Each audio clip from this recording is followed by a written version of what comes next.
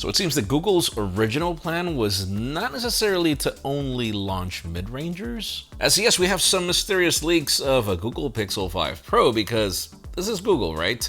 Apple is conducting a survey, and the last time it was an indication of things we were going to be losing, and we might be getting a new entry-level iPad next year, and it seems to be a steal and actually different.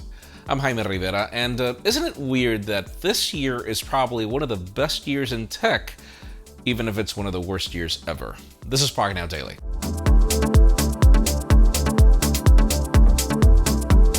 As per usual, today we'll begin with deals, but let's just admit that Samsung deals have been taking the spotlight because they've been the best ever. Starting with the Galaxy Note 10 Plus, which is currently $300 off on Amazon, leaving the 256GB variant in Aura Black for $800. Then the regular Galaxy Note 10 is getting the same discount, but for the Aura White model, leaving it at $650.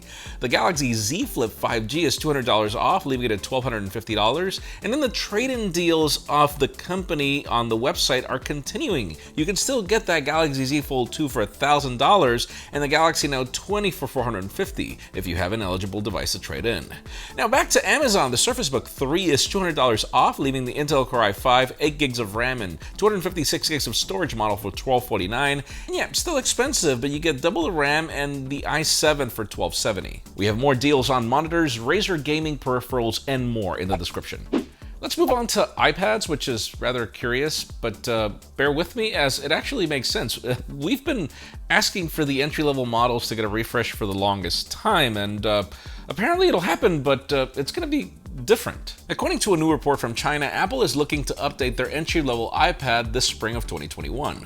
The report claims that this iPad should bring a larger 10.5-inch display, the A13 Bionic, 4GB of RAM, and a thinner and lighter design. It will reportedly still bring Touch ID in the home button as well as the Lightning port, but it will adopt the previous iPad Air design, and yeah, that's not really a design change, but that will allow it to be thinner and lighter, and we know Apple pretty much recycles iPad designs, like in the case of the current Air. It's kind of weird for Apple to refresh an iPad that quick, but if you think about it, the only change on the previous one was the processor. And finally, the report claims that it might also start at a lower $299 price tag with 64GB of storage. Now, if you think about the advantage of having all Apple products running Apple Silicon is the fact that more products means Apple can negotiate better, drop the prices. It's what we've seen, and obviously if this will drop the price of iPhones and iPads, we're all for it.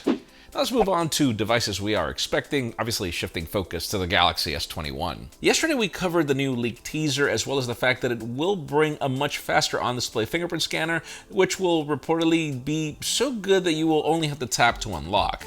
Now some rumors hint to the possibility of all these devices being powered by Exynos chips as well, but don't worry, hold it. Thankfully, the Galaxy S21 just went through the FCC certification, confirming that it will bring the Snapdragon 888 5G mobile platform in some markets like the United States and South Korea.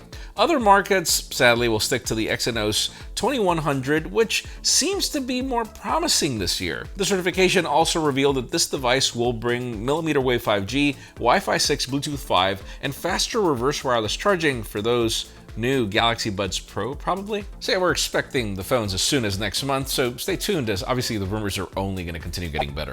Now let's move on to Apple and Facebook and Google, but for reasons that I can't wait to happen, and I know many of you as well. Back in October, when we got the new iPhones, Apple also announced some new privacy features. These new features now require applications to explicitly ask for permission before utilizing identifier for advertisers to track people's activity. Well, you can imagine how Facebook and Google weren't really happy with Cupertino's decision, telling advertisers that their revenue could be reduced by as much as 50%. Well, Craig Federighi, aka Mr. Jiggle Mode, aka Air Force One, recently made some comments about how some tech companies would prefer if this new app tracking transparency feature was never implemented. However, he also made it clear that they are just delaying this feature until early 2021, but that certain companies don't want to meet these standards, and he was clear that Apple will take down these apps if they don't. Now, of course, Craig didn't mention names, but Facebook has been attacking Apple over this since the announcement, so you can clearly know how they feel about your privacy. Now, if there's one thing we've proven this year is that Apple doesn't care.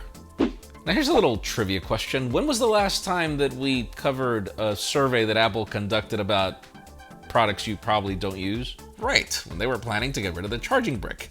Well, the company just sent out a similar customer survey, but this one brings so much more.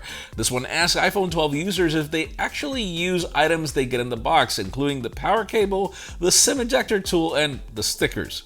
I know, the stickers. It sounds like Apple is finally going for that portless iPhone that's been rumored for years now that MagSafe is actually a thing.